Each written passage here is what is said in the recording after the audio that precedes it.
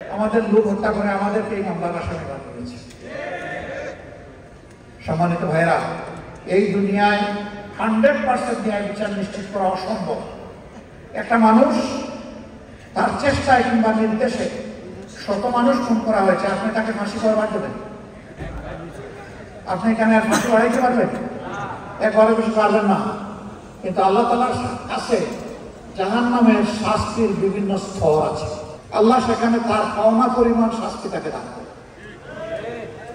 এই বিশ্বাস যদি মানুষের অন্তরে থাকে, তাহলে দুষ্কর্ম করার আগে তার কলজা থরথর করে কেঁপে উঠবে, ভূমিকম্প শুরু হয়ে যাবে। দুনিয়ার কেউ না দেখে, আল্লাহ তো দেখছে। এই ভয়টাই জাতির মধ্যে জাগাতে চাই আমি। এমন একটি সমাজ যদি ইনশাআল্লাহ বাংলাদেশে গড়ে ওঠে, তাহলে জাতি, ধর্ম, দলমত নির্বিশেষে সকলে উপকৃত হবে।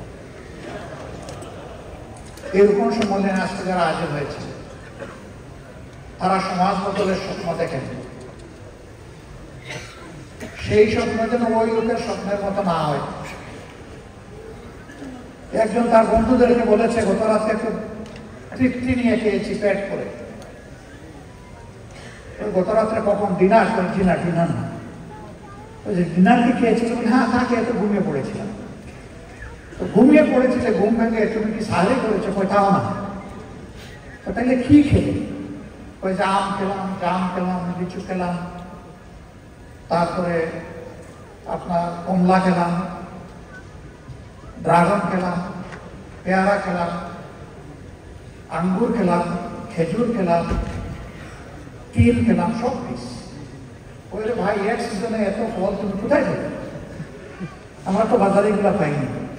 ওই ভাই, না ভাই, আমি তো স্বপ্নে খেয়েছি। আচ্ছা, স্বপ্নে যে তুমি খেলে, তো আমটা কোন কোয়ালিটি ছিল? না, এগুলা দেশি। কিছু ভালো ছিল, কিছু পোকাও ছিল, কিছু মিষ্টিও ছিল, আবার কিছু টকও ছিল। কথা মত আর বলতে হবে না তোমার। এখন তুমি যখন বিনা পয়সায় খাইলে, তাইলে ভালোগুলো বাছাই করে খাইলে না। ওই স্বপ্ন আমরা দেখি। আমরা সমাজ বদলের বাস্তব স্বপ্ন দেখি। আমরা চাই দুধ অথবা পানি দিয়ে ছিঁড়া ভিজবে, আর প্রয়োজনে আমাদের রক্ত দিয়ে ছিঁড়া ভিজবে।